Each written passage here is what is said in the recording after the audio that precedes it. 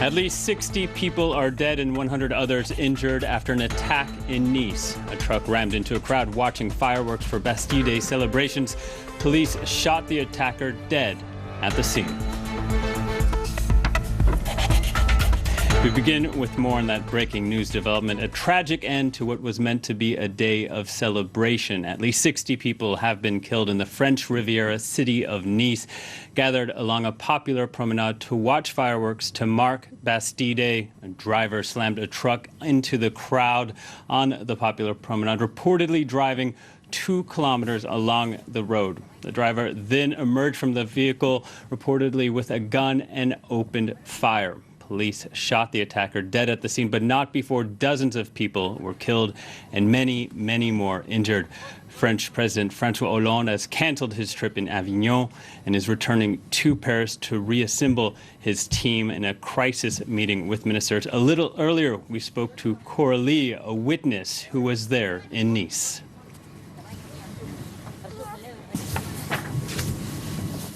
We were walking down the Promenade des Anglais at the end du feu d'artifice of the fireworks. We were going from the Villa Nationale up to where we took refuge now, the number 89. A truck came on our right, a very, very big truck, running people over. Running people over and then stopped about 20 meters away on the left. Shots were fired. I pushed my mother into the building with about 50 other people. There was a crowd surge towards the refuge. People were running into the hotel and building lobbies. When I reached the door, shots were fired. We made our way in. People were rushing and pushing into the hall, the staircase, the elevator. We made our way as high as we could. I'm on the 5th floor. We left the kids' strollers downstairs, carried our kids in our arms, and we waited. We thought it's not possible, but people were yelling terrorist attack straight away when the truck was running people over. We waited and more shots were fired, so we rang doorbells for people to let us in. I'm on the balcony right now, and from what I can see, and it's just what I can see from here, there are 17 bodies covered up from what I heard, but not what I saw. There's bodies of people who've been run over all the way up the Promenade des Anglais. No, my God, wait, it's 20 bodies just there in front of me. There. As you saw in those images, panic and commotion on the streets. Now, the president of the region and former Nice mayor, Christian Estrosi, released a statement. He urged people to stay indoors, warning them to try to seek safety after these dozens of people were killed. At least 60 people dead from the latest count from officials down there in Nice. Now we can look at some of the live images coming in from the French Riviera city. There was panic on the streets earlier, but now a little bit more calm there. We can see security forces trying to control the area. People walking ushered across the street with security forces in place.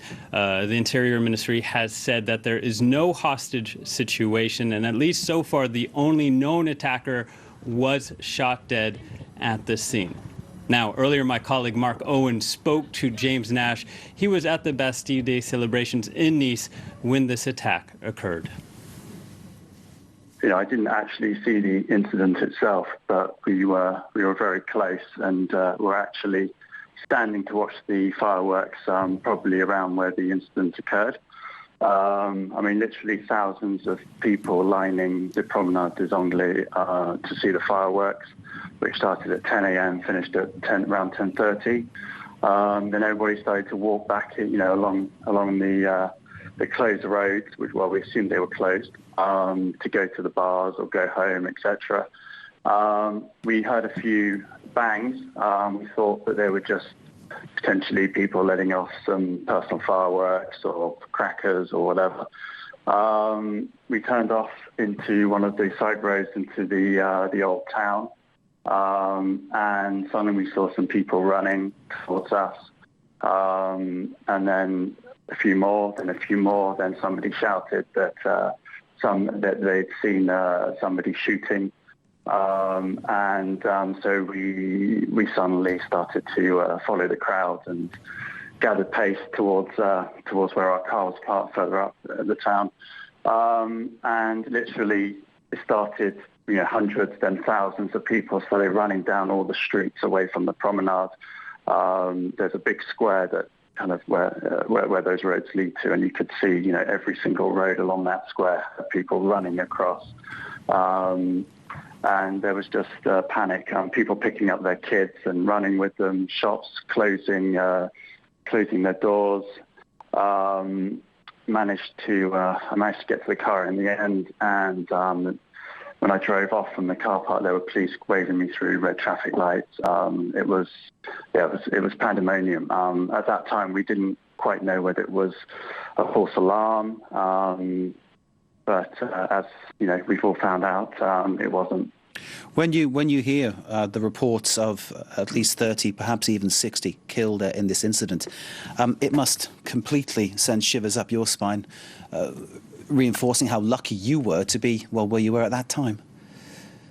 Well, absolutely. You always think about it. Even when I was walking through the crowds of the fireworks, there were a lot of police there, armed and very vigilant. But you always know that people can get through that. When you're talking about thousands of people attending an event, and when you escape it, and it was as close as that, then yes, you think about it. I have been, for example, to the Bataclan several times before the incident happened in Paris, so I already had a slight, kind of distant connection to previous events, but this is something else, it brings it home. But obviously, it's more about the people that lost their lives tonight. And obviously, we really appreciate you filling us in with what you've seen, James, and we can hear from your voice how understandably disturbed you are by the situation. Can you give us a sense of the atmosphere as it was before this happened? One can imagine people just enjoying themselves. Oh, it was a fantastic fireworks display. There were so many people lining the promenade. I mean, you couldn't even get onto the beach. So the beach was packed, the promenade was packed. There were bands playing at every I'd say about 100 feet intervals. There were different bands, jazz, rock, heavy metal. It was a great atmosphere. And the fireworks, the centre of the fireworks were opposite the Office de Tourisme, which is, I would say, about 200 metres away from the Negresco. And so if you imagine that's the centre, and then, tons of people on either side of that going as far as the eye could see. So, it wasn't a small event, it was a major event. And we didn't even know the fireworks were supposed to be cancelled anyway because of the high winds. And I think they went ahead because the weather improved last minute. But no, the atmosphere was incredible. Everybody having a great time, no trouble, no incidents. It was just a fantastic atmosphere. And underlining the tragedy that has befallen Nice, and of course we're seeing 30 people killed. That's the latest we're getting. We've had it reported that there could be as many as 60 dead. James, in terms of what this leaves you with now, in terms of that feeling of dread, of course, that something like this has happened, but of course you've got to now work out where Nice goes from here, and obviously when you return to those areas, that comes back to you. How does Nice begin to deal with this? This is one of the questions, of course. Maybe it's too early to say that.